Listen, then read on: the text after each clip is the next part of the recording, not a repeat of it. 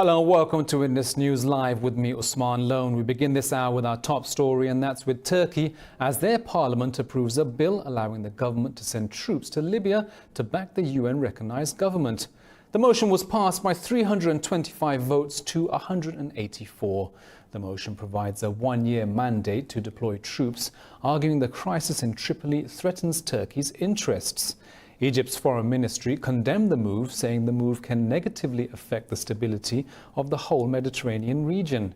Libya has been marred by violence since April, when Khalifa Haftar's forces launched an offensive against the government to take over the capital of Tripoli.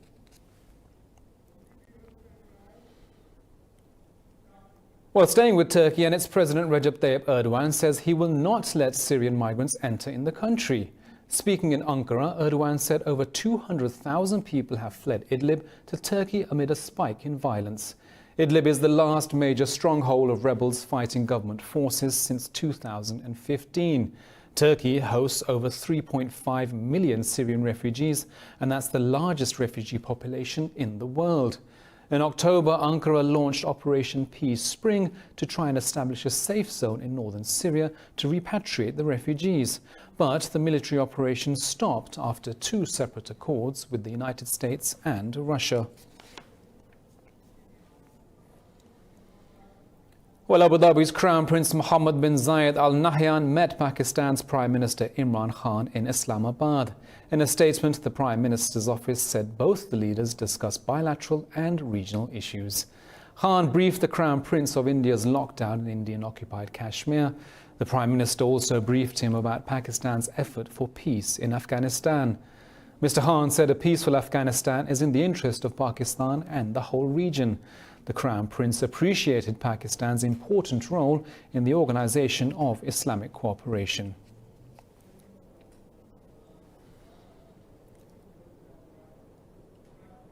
Now, staying with Pakistan, and it's saying that it is considering a move to convene a special meeting of the OIC in Islamabad.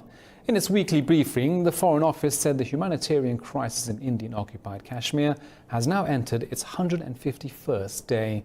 Foreign Office spokesperson Aisha Faruqi called upon the Indian government to end its communication curbs in the valley. Faruqi urged New Delhi to release thousands of detained civilians. Talking about China, she said the second phase of the free trade agreement with Beijing came into effect yesterday. She said the agreement ensures deeper concessions on a range of Pakistani exports. Faruqi said these exports mainly include textiles and a range of other goods. Well, in occupied Kashmir, Indian forces have killed 3 unarmed youths. The civilians were targeted during a cordon and search operation in the Nowshera area. Locals say the operation launched by Indian troops 2 days ago is still ongoing. The occupied valley has 8 million Kashmiris trapped under the Indian-imposed clampdown and curfew.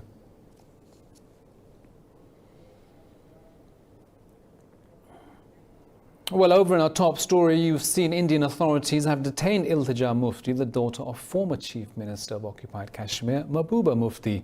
The Indian media reported that Iltija Mufti is under house arrest in the valley's capital, Srinagar. Her arrest came after she tried to visit her grandfather's grave and former Chief Minister Mufti Muhammad Syed.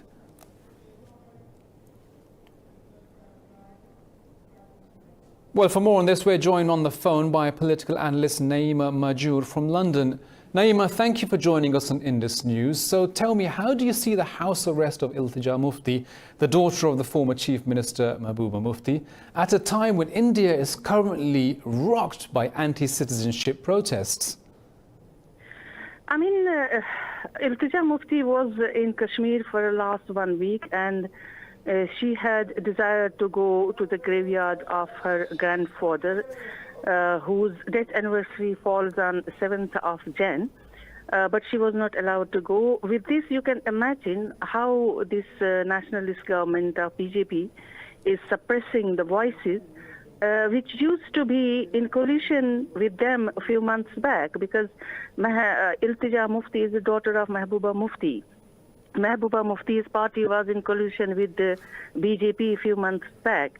So you can understand the nervousness of the government, how it is trying to curb the voices dissent, and how it has caged ordinary people there. I mean, Iltija Mufti is the daughter of ex-chief minister. Now you can understand what it would be doing to the ordinary people who've been caged since 5th of August, left voiceless, not allowed to move around, deprived of education, deprived of economics, deprived of trade. So this has been going on since 5th of August now, and it's only to create a fear among the population by keeping iron grip over the people so that they cannot come out, they cannot voice their dissent, they cannot go against the government's proposal which has been done on 5th of August. But I don't know how long they can keep these curbs, they can keep these restrictions. But at one point, they have to lift these restrictions. They have to let people to give vent to their emotions. Let us see. We are waiting because 5 months now have gone, having these restrictions over the people. But it also shows the nervousness of the government. It knows that it has done something wrong. It is committing serious human rights violations in Kashmir. That's why it's trying to put lid on it. Yeah, I agree. But New Delhi has repeatedly claimed that the situation in the occupied valley is normal. Now, you've just seen they're arresting political figures left, right and centre. Have you seen any evidence of these claims that the Indian government says that, oh, everything's fine in Kashmir and there's no problem here? I mean, it's not fine in Kashmir. If Kashmiris have not come on the roads because of the 1 million security forces have been deployed there, that doesn't mean that people are happy with the decision. People are doing this protest gracefully. I mean, they are doing silent protests gracefully and with the dignity. That doesn't mean that they are happy with the Indian government's decision of 5th of August.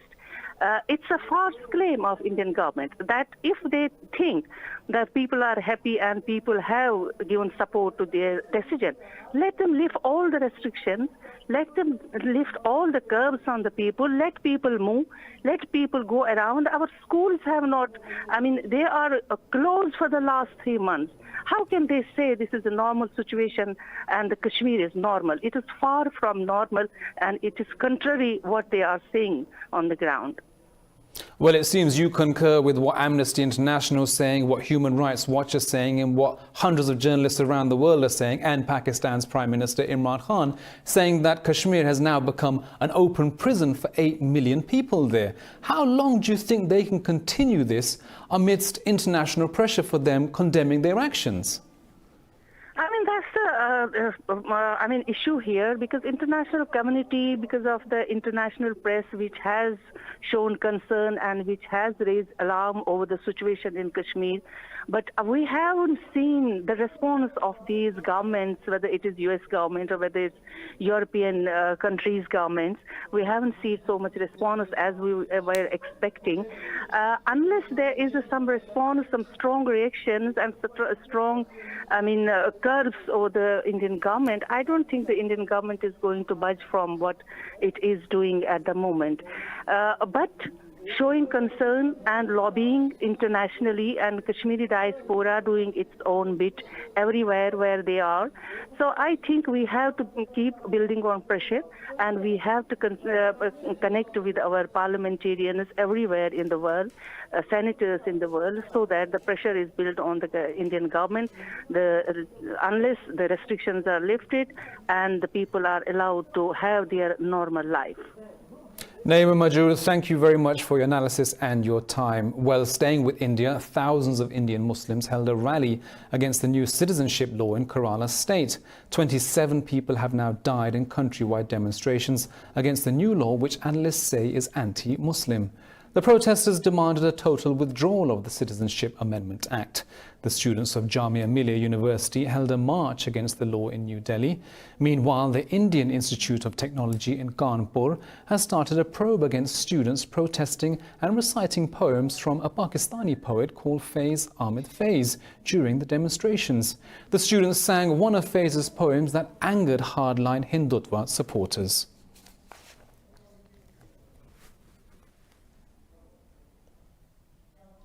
Well, coming up, we've got more news from around the world, but let's take a break, so do stay with us.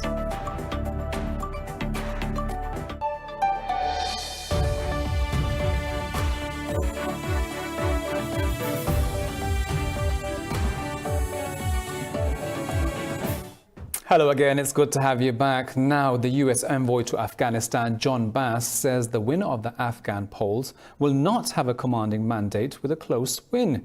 The envoy said Ashraf Ghani must approach the win with humility and govern inconclusively. In an interview, Bass said getting fewer than 1 million votes with a 9 million registered voter base could be problematic. Talking about the peace talks, Bass said the US is not insisting on a nationwide ceasefire with the Taliban before any deal in Doha. He said the ceasefire is more important to the people of Afghanistan who are currently dying in the conflict.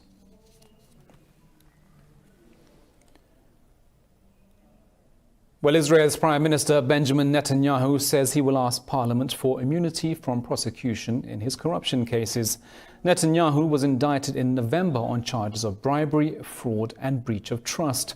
Addressing a press conference, Netanyahu said he was falsely indicted while actual criminals are set free. I intend to ask the Knesset Speaker, according to the Article 4, to let me implement my right, my duty, my mission to continue serving you for the future of Israel. Well, we move on to Yemen now, where southern separatists have pulled out of committees implementing a pact to end a regional power struggle. The power-sharing pact, known as the Riyadh Agreement, was reached in Saudi Arabia in November after indirect talks. The power conflict in southern Yemen opened a new front in the country's multifaceted war. Under the deal, the separatists were to join a new national cabinet under control of the internationally recognized government. The Southern Transitional Council said it had withdrawn in protest against violence in Shabwa province, blaming it on the Islah Party. Taiwan's military chief and 7 others have been killed in a helicopter crash. The Defense Ministry says General Shen Yiming was on a routine mission to visit soldiers at a military base in the northeastern Yilan County. It said 13 people were on board the craft when the aircraft tried to make an emergency landing but crashed. 5 people have been rescued. The Defense Ministry said an investigation is underway to determine the cause of the accident. President Tsai Ing-wen's office announced she will cancel all election campaign activities for 3 days after the tragedy. In Hong Kong, 400 people have been arrested during protests on New Year's Day after a pro-democracy march of tens of thousands of people spiraled into chaos. The arrests take the total number of detainees to 7,000 since protests in the city escalated in June. In a briefing, Senior Superintendent Eng Lok Chun said the arrests were made for unlawful assembly. He said officers warned protesters not to throw objects, including bricks, paint bombs and bottles.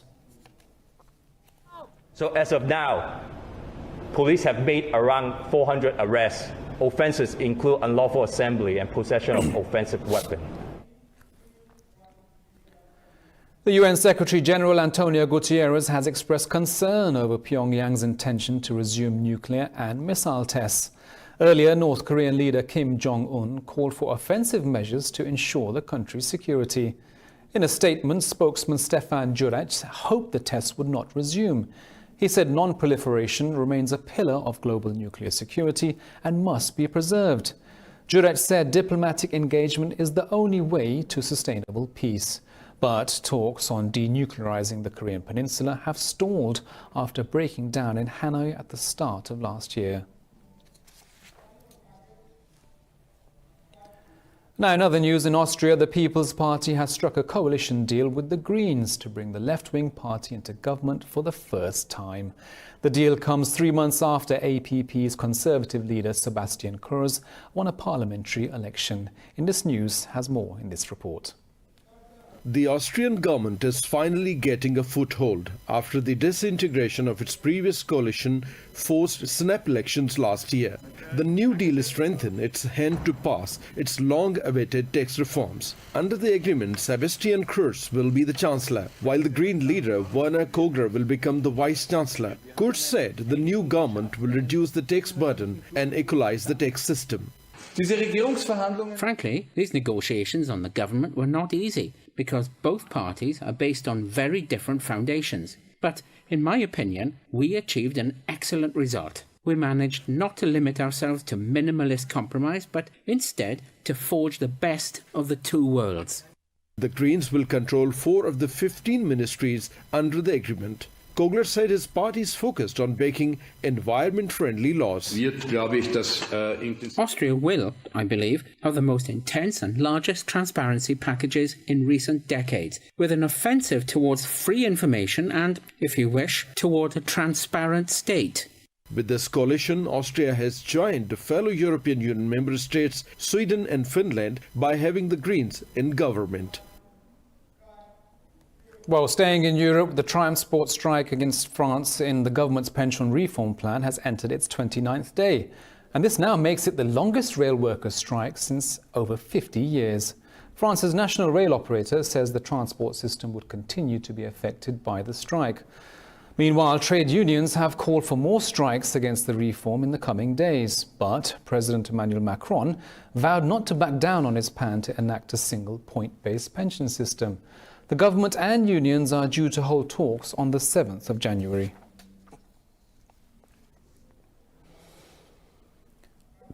Lebanon has received an arrest warrant from Interpol for the former Nissan boss Carlos Ghosn. Ghosn, who escaped from Japan to avoid a trial for alleged financial misconduct, arrived in Lebanon on Tuesday. Lebanon and Japan don't have any extradition agreement between them, under which Ghosn could be sent back to Tokyo.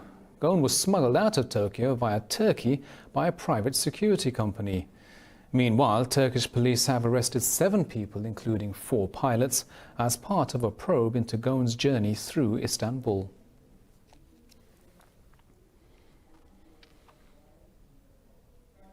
In Australia, authorities declare a week-long emergency in New South Wales amid escalating bushfires in the country.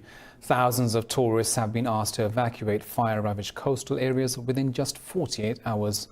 Australia's Prime Minister Scott Morrison was heckled by locals during a visit to a fire-hit town in the state. Locals said the Prime Minister didn't do anything to avoid the loss of life and infrastructure. Since September, bushfires have killed 18 people and destroyed more than 1,200 homes across the country.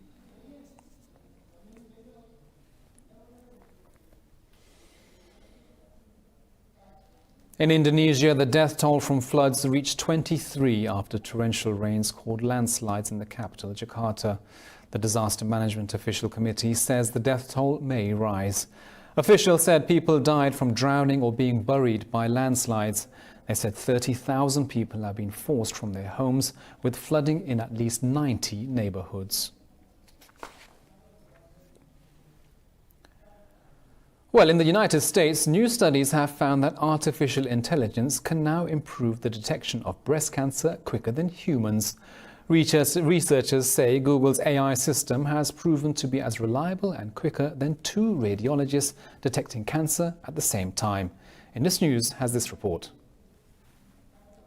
Breast cancer affects 1 in 8 women globally. A British scientific journal claims the artificial intelligence has potentially improved the accuracy of breast cancer screening. This mammogram shows a malignancy outlined in yellow that all 6 radiologists missed, but our algorithm caught. However, there were also cases that all 6 radiologists caught, but the algorithm didn't. And so it's clear that they're making hopefully complementary decisions, and we're excited by the synergy of putting them 2 together. The team of researchers from Imperial College London and Britain's National Health Service trained the AI system on 26,000 mammograms. The results showed the AI system outperformed the experts. The most exciting part of this work is that we're able to catch 9% more cancer at screening. Also very exciting is that we're able to reduce the amount of false positives by 5.7%. Though the study still has some limitations, researchers believe more studies will show artificial intelligence can help improve patient care with time. Well, staying with medical science in the United States, an experimental T-cell therapy has been used to treat a genetic illness in an infant. It helped baby Johan's immune system fight off viruses after he received a bone marrow transplant. More in this report. When a person's immune system is impaired by a genetic disease called chronic granulomatose, a bone marrow transplant can be a powerful therapeutic tool. But there is a serious problem. During the first few months, the recipient's defenses against viruses are severely weakened. It's hoped a still experimental type of treatment called T-cell therapy can help protect the patient during this vulnerable period. Where we can take T-cells from a bone marrow transplant donor, pick out the ones that fight viruses, and then give them back to a bone marrow transplant recipient after transplant to boost up their immunity against several viruses. After 20 years of clinical trials, it's being used to treat more and more patients, many of them children. Among them is a boy named Johan. Not silly smiles. Those type of things are experimental.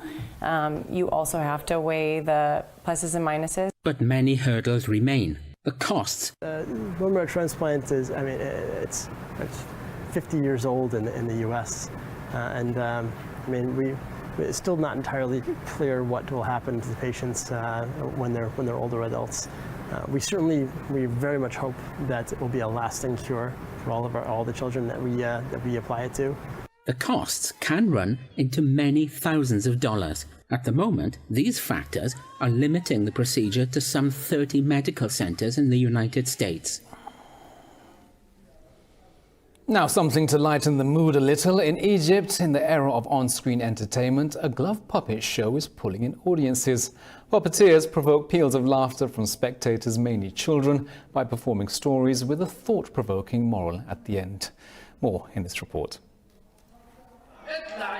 Outspoken, stubborn, and mocking, the puppet Aragos has long been seen as a reflection of popular Egyptian society. The squeaky-voiced glove puppet with a red conical hat and a thin mustache was listed as part of the planet's intangible cultural heritage by UNESCO in 2018. Veteran puppeteer Sabri Matale performs from behind a portable booth, moving two puppets, one on each hand. The tales date back to Ottoman times, showing how wits and skill defeated the thuggish and the corrupt.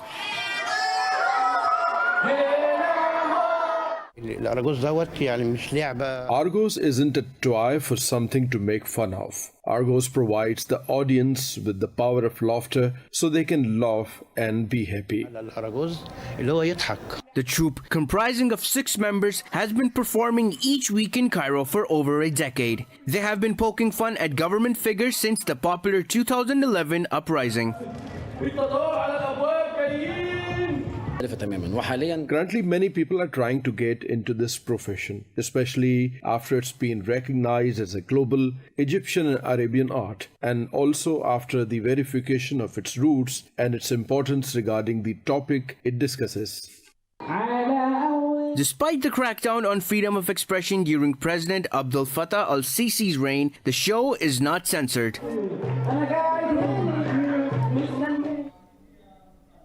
Well, I'm more of a cinema man myself, but each to their own. We'll be back with news from the world of business and sports right after this short break.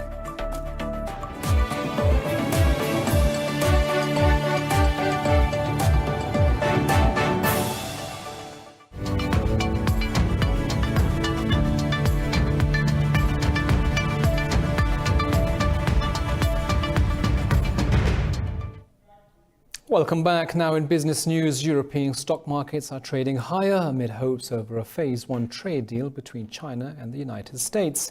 Investor sentiments are upbeat amid a fresh rally. London's FTSE 100 and CAC 40 in Paris are trading nearly 1% higher. Frankfurt's DAX has gained a fraction ahead of December's manufacturing data due to be released later in the week. In Asia, the Shanghai Composite touched a 2-year high, closing over 1% higher, and Seoul's Kospi Index lost over 1% as shares of Hyundai Motor Company dropped over 1%. Hong Kong's Hang Seng gained over 1% as shares of life insurer AIA surged over 2.5%. Well, closer to home, the Pakistan stock market has touched a 14-month high, with the KSE 100 index crossing the 42,000-point mark. Investor sentiments are upbeat in the New Year rally. The PSX, as it's known, became the top-performing stock exchange in the world by surging 38% in the last 4 months. The stock market has become the best-performing bourse in the region with a 10% annual return. In November last year, the PSX emerged as the world's best performing financial market after gaining more than 14% in just 6 weeks. According to Bloomberg's World Equity Index, the KSE 100 index became the 6th best performing market since July last year. The benchmark index provided returns on investment of over 8%.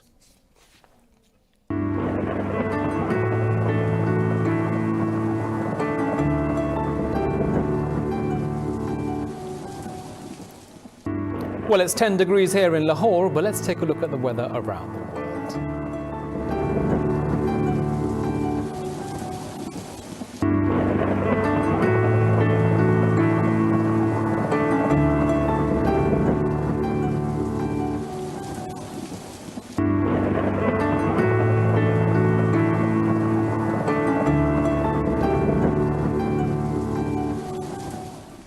Well, that's all from me and the team here in Lahore, but we'll be back at the top of the hour with the headlines. And don't forget, for the latest updates on all of our stories, you can follow us on social media at Indus News. Thank you for watching, and bye-bye.